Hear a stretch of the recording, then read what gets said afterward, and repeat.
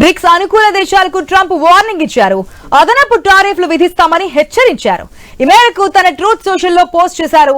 Bricks America వ్యతిరేక విధానాలకు మద్దతిచ్చే ఏ దేశానికైనా అదనంగా 10% టారిఫ్ విధిస్తామన్నారు. ఇందులో ఎలాంటి మినహాయింపులు ఉండవని స్పష్టం చేశారు ట్రంప్. బ్రెజిల్ వేదికగా బ్రిక్స్ శిఖరాగ్ర సదస్సు జరుగుతున్న వేళ ట్రంప్ ప్రకటన హాట్ టాపిక్ గా మారింది.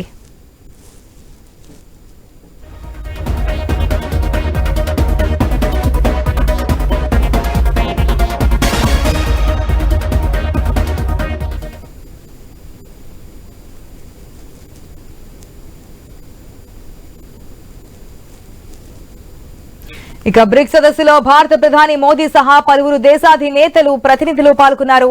ఈ సందర్భంగా వారు అమెరికా విధానాలను ఉద్దేశిస్తూ సుంకాల అంశాలు ప్రస్తావించినట్లుగా వార్తలొచ్చాయి. ఈ నేపథ్యంలోనే ట్రంప్ స్పందించినట్లుగా తెలుస్తోంది. మరోవైపు ప్రపంచ దేశాలతో ట్రేడ్ డీల్స్ అంశంపై ట్రంప్ పోస్ట్ చేశారు. వాణిజ్య చర్చలకు సంబంధించి నేటి నుంచి పలు దేశాలకు లేఖలు పంపినట్లుగా తెలిపారు. కొత్త టారిఫ్లు అమలు తేదీని అందులో స్పష్టంగా పేర్కొన్నట్లు వెల్లడించారు.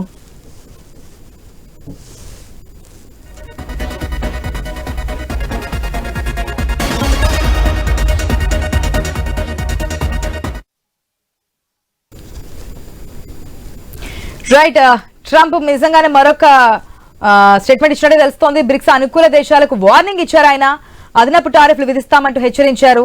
ఈ మేరకు తన ట్రూత్ సోషల్ లో కూడా పోస్ట్ చేసినటువంటి సిచ్యువేషన్. పూర్తి అప్డేట్స్ మా ఇంప్యూటర్ శ్రీకాంత్ ద్వారా తెలుసుకుందాం. శ్రీకాంత్, మనం చూస్తున్నాం గత కొంతకాలం నుంచి కూడా ఈ టారిఫ్ వారం నడుస్తోంది. ఒక్కొక్క దేశానికి ఒక్కొక్క రకంగా ఆయన టారిఫ్లకు సంబంధించి మాట్లాడుతూ ఉన్నారు. సో దీనికి సంబంధించి ఆయన క్లియర్ కట్ గా ముందుకెళ్తున్నట్టు తెలుస్తోంది. కొత్త టారిఫ్లు ఏ తేదీ నుంచి అమల్లోకి వస్తాయి, ఏ దేశాలకు ఏ విధంగా ఉందనేది కూడా క్లియర్ కట్ గా పలు దేశాలకు లెటర్స్ కూడా రాసామని చెప్తున్నారు ఆయన. సో ఏ విధంగా ఉండబోతుంది అనుకోవచ్చు, డీటెయిల్స్ ఏంటి? Good morning. నిజానికి ట్రంప్ ఈ మధ్య కాలంలో మనం చూస్తున్నాం టారిఫ్ల విషయంలో చాలా దూకుడుగానే ముందుకెళ్తున్నారు ట్రంప్. సో ఇక్కడ కూడా ఏ దేశాలతో కూడా ఒక ఒప్పందంతో ముందుకెళ్తున్నారు. సో ఇట్లా నేపథ్యంలో ట్రంప్ ట్రూత్ పోస్ట్ లో ఒక పోస్ట్ చేయడం జరిగింది. సో ఏ దేశాలు కన్నా బ్రిక్స్ సంబంధించినటువంటి దేశాలు ఏవైతే ఉన్నాయో యునైటెడ్ లో, సో దాంట్లో వారికి సంబంధించి ఎంతెంత టారిఫ్ ఉంటుంది, ఎట్లా ఉంటుంది అలాగే పూర్తి వివరాలని ట్రంప్ ఇప్పటికే ఎక్స్ప్లెయిన్ చేయడం తన పోస్ట్ ద్వారా చెప్పడం జరిగింది. సో ఇట్లా నేపథ్యంలో రానున్న కాలంలో అంటే ప్రతి దేశంతో కూడా ఒక్కొక్క దేశంతో ఒక్కొక్క లాంటి అవినాభావ సంబంధాలు ఏర్పరచుకుంటూనే సో వాటి మధ్య వాణిజ్య పరమైనటువంటి అంశాన్ని కూడా ట్రంప్ ముందుకు తీసుకెళ్తున్నారు. సో ఇట్లా నేపథ్యంలో భారత విషయంలో కూడా ప్రధానంగా ట్రంప్ కొన్ని నిర్ణయాలు కూడా తీసుకున్నారు. అంటే భారత విషయంలో కూడా ఈ కాలంలో వచ్చేటువంటి అవకాశాలు కూడా ఉన్నాయి. సో భారత్ విజిటింగ్ కూడా వచ్చేటువంటి అవకాశం ఉంది.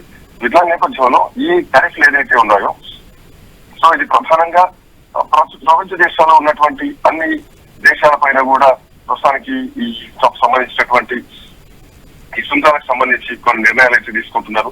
సో ఇట్లాంటి నేపథ్యంలో అంటే ఈ బిల్లు పైన ఏదైతే ఈ బిగ్ బ్యూటిఫుల్ బిల్లు పైన సంతకం చేసిన తర్వాత కూడా కొంతమందికి కష్టం అన్నటువంటి వాదనలు కూడా వినిపించాయి. సో మరి ముఖ్యంగా ఈ బిగ్ బ్యూటిఫుల్ బిల్ అమల్లోకి వచ్చిన తర్వాత కూడా తన కళల బిల్ అంటూ కూడా ట్రంప్ ఇప్పటికే దీనిపైన కొన్ని కామెంట్లు కూడా చేయడం జరిగింది. ముందెన్నడూ లేని విధంగా దేశం ఇంత సంతోషంగా ఉండడం ఎప్పుడు అంటూ కూడా జరిగింది. అయితే దీంట్లో ఈ బిల్లులో ముఖ్యమైనటువంటి అంశాలు ఉన్నాయి. ప్రభుత్వ ఖర్చును తగ్గించడం, కొన్ని కోత విధించడంతో పాటు గ్రీన్ ఎనర్జీకి ప్రోత్సాహకాలు ఇవ్వడం. సో ఇవన్నీ కూడా చాలా కీలకమైనటువంటి నిర్ణయాల్ని ట్రంప్ తీసుకోవడం జరిగింది. సో ఇట్లాంటి నేపథ్యంలో ఈ బిగ్ బ్యూటిఫుల్ కి తోడు పొద్దున బ్రిక్స్ కంట్రీస్ ఏవైతే ఉన్నాయో ఆ కంట్రీస్ పైన కూడా ప్రస్తుతానికి కొన్ని నిర్ణయాలు అయితే తీసుకుంటున్నారు. సో ఏమైనా కానీ అయితే ఈ జూలై 9 తోటి ఇది పూర్తి కాబోతోంది. సుంకాల విరామం కూడా అయిపోతోంది.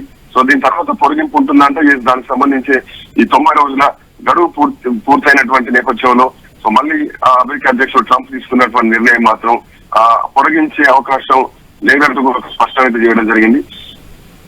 ప్రతి దేశానికి వాణిజ్య సుంకాల గురించి వ్యక్తిగతంగా లేదంటే లేఖలు తెలియజేయాలంటూ కూడా ఆయన ఇదివరకే నిర్ణయం తీసుకున్నారు.